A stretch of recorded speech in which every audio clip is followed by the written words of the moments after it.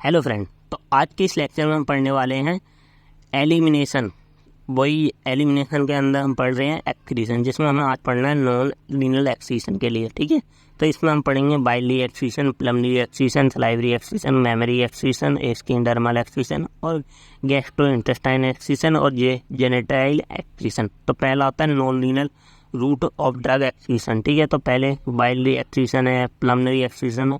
तो drug and their metabolise में we also excrete by the route other than the renal या kidney से। ठीक है, तो कौन कौन से हैं? Biliary excretion, pulmonary excretion, salivary excretion, mammary excretion और डर्मल एक्सक्रीशन और गैस्ट्रोइंटेस्टाइन एक्सक्रीशन और जेनेटियल एक्सक्रीशन। ठीक है, पहला आता है बाइलरी एक्सक्रीशन। तो bile juice is the secreted by hepatic cell of liver. ठीक है, जो बाइल जूस होता है बेसिकली वो हिपैटिक सेल होती है जो लीवर की, उससे सिक्रीट होता है। The flow study 0.5 to 1 ml पर मिनट। ठीक है, इतना हमारा बाइल जूस एवरीडे सिक्रीट होता है। ठीक है, इतने रेट के। ठीक है, तो it important in the digestion and absorption of fat. 90% of bile acid is reabsorb from intestine. ठीक है, तो बेसिकली जो बाइल एसिड होता है वो क्या होता है? 90% रीअब्जॉर्ब कर दिया जाता है किसके द्वारा? इंटेस्टाइन के द्वारा, लार्ज इंटेस्टाइन और स्मॉल इंटेस्टाइन, इनके द्वारा बाइल। और जो बचा हुआ 10% होता है वो transported back to the liver for the resecretion. ठीक है, और 90% वापस रीअब्जॉर्प्शन के बाद हमारा कहाँ आ जाता है? लीवर के अंदर आ जाता है। ठीक है, और दोबारा हमारा रीसिक्रेशन के लिए यूज होता है। ठीक है, तो compound activated by the this route, जैसे हमारे कौन से? सोडियम, पोटेशियम, ग्लूकोज और बिलिरुबिन, ग्लूकोकोर्टिकोइड, सुक्रोज, इनुलिन और म्यूकोप्रोटीन वगैरह क्या करते हैं? इसी रूट के थ्रू एक्सीट होते हैं। किसके थ्रू? बाइलरी एक्सक्रीशन के थ्रू। ठीक है, तो compound are excreted have been classified 3 group में। पहला है हमारा ग्रुप ए। ग्रुप ए में कंपाउंड हुज रेशियो अप्रोक्सीमेटली 1, जैसे सोडियम, पोटेशियम, क्लोराइड, आयन। ठीक है, दूसरा हमारा ग्रुप बी में कंपाउंड रेशियो ही हायर देन 1, जैसे यूजुअली 10 to 1000 के बीच में, जैसे example bile salt, bilirubin, glucocorticoid, creatine और सल्फोनेमाइड कंजुगेशन। ठीक है, देन ग्रुप सी में कंपाउंड जैसे compound with ratio less than 1, so example है सुक्रोज, इंसुलिन और phosphate, phospholipid and mucoprotein. So these all drug are excreted by किसके द्वारा? हमारे ग्रुप सी एक्सक्रीशन के थ्रू। ठीक है, तो फिजियोलॉजिकल प्रॉपर्टीज ऑफ ड्रग, तो इसमें डिपेंड करती है हमारी, इसमें पहली पोलरिटी, सेकंड मॉलिक्यूलर वेट। तो बेसिकली जो हमारा बाइलरी एक्सक्रीशन है, अगर इसमें पोलरिटी, तो is the physicochemical property of drug influencing biliary excretion. So the greater the polarity so better the excretion. अगर ज़्यादा पोलर है ड्रग तो उसका बेटर एक्सक्रीशन होगा। The metabolize are more excreted by the bile than the parent drug because of their increase polarity. तो जो भी हमारा मेटाबॉलिज्म के द्वारा ड्रग आई है तो उसका ज़्यादा हमारा एक्सक्रीशन होगा, ना कि पहली जो पेरेंट ड्रग थी उसका। ठीक है, देन द मॉलिक्यूलर वेट क्या होगा? अगर हमारा 300 डाल्टन से कम है तो हमारा ज़्यादा होगा। ठीक है, एक्सक्रीशन। अगर इससे 300 डाल्टन से ज़्यादा होगा तो उसका एक्सक्रीशन घट जाएगा। जैसे हमारा 300 dalton is necessary for organic cation, जैसे क्वाटरनरी एंड ऑर्गेनिक एनाइल के लिए। ठीक है, अब then nature of bio transformation process, second हमारा फैक्टर है नेचर ऑफ बायो ट्रांसफॉर्म। तो हमारा किस नेचर के द्वारा? फेज 2 और फेज 1। अगर फेज 2 के द्वारा हमारा ड्रग क्या हुआ है? हमारा मेटाबॉलाइजिंग हुआ है, तो उसके थ्रू हमारा जो एक्सक्रीशन होगा वो ज़्यादा होगा। ठीक है, तो reaction mainly glucuronidation conjugation with the glutathione result in metabolize with increased tendency of biliary excretion और drug excrete in the bile by are chloramphenicol, morphine and indomethacin। ये सारी हमारी बाइल के थ्रू एक्सक्रीट आउट हो जाती हैं। ठीक है, जैसे ग्लूटाथियोन कंजक्शन। तीसरा है अदर फैक्टर। अदर फैक्टर में क्या है? Biliary clearance. ठीक है, तो the efficacy of drug excretion by biliary system can be tested by agent completely eliminated by example sulfobromomethine। ठीक है, this marker the excrete in half an hour in intestine at normal hepatic functioning, जैसे biliary delay the biliary excretion function. तो biliary delay in excretion indicate hepatic and biliary malfunction. ठीक है, जैसे biliary clearance equal to होता है biliary excretion rate upon plasma drug concentration. ठीक है, तो the ability of liver exceed the drug in the bile is expect as bile clear, ठीक है, तो उसे हम बाइल क्लियर बोलते हैं। अब आता है ये हमारा पूरा बाइल क्लियर थे, उसके 3 फैक्टर थे। पहला था फिजियोकेमिकल प्रॉपर्टीज ऑफ ड्रग, अगर हमारी फिजियोकेमिकल पोलर है, नॉन पोलर तो उसका ज़्यादा एक्सक्रीशन होगा, मॉलिक्यूलर वेट कम है तो उसका ज़्यादा एक्सक्रीशन होगा। और दूसरा था नेचर ऑफ ट्रांसफॉर्मेशन, तो उसमें हमारा बाइली के थ्रू अगर सेकंड फेज के द्वारा मेटाबॉलिज्म हुआ तो बाइली के थ्रू ज़्यादा एक्सक्रीशन होगा।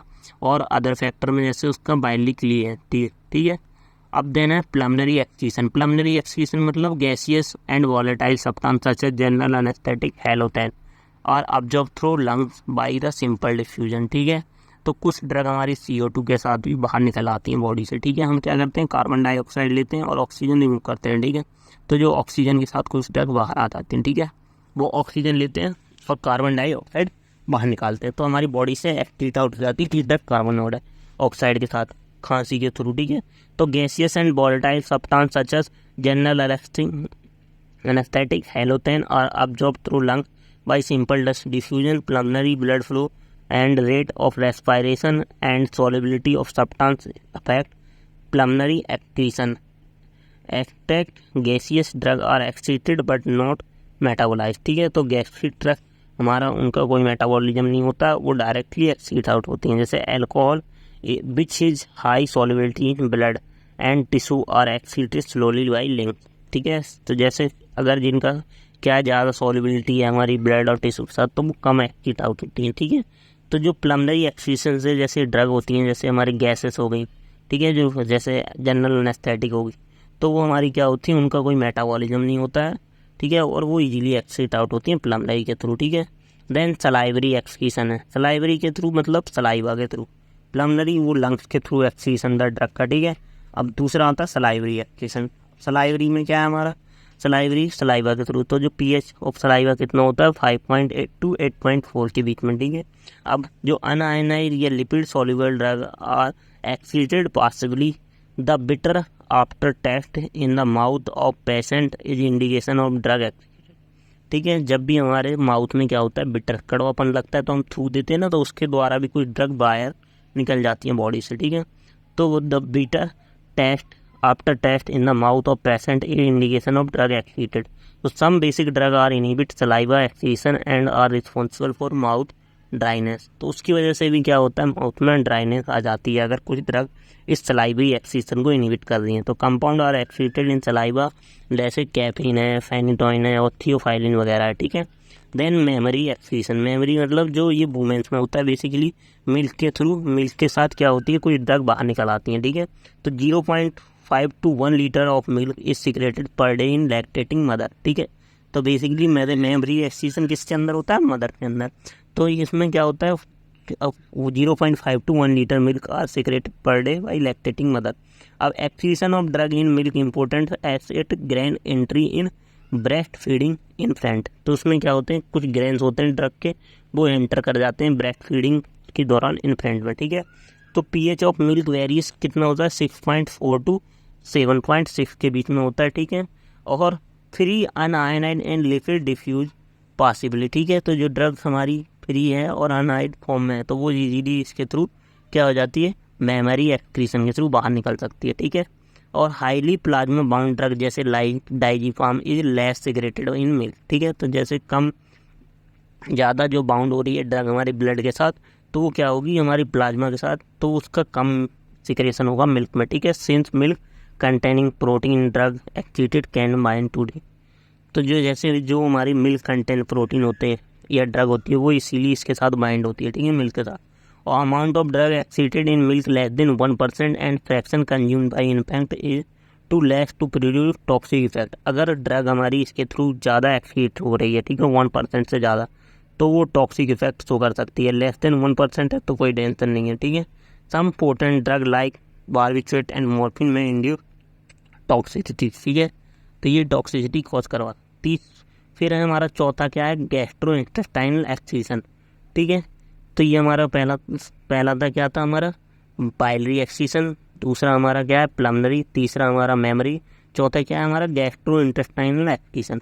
अब इसमें excretion of drug through GIT usually occur after parenteral alimentation, ठीक है।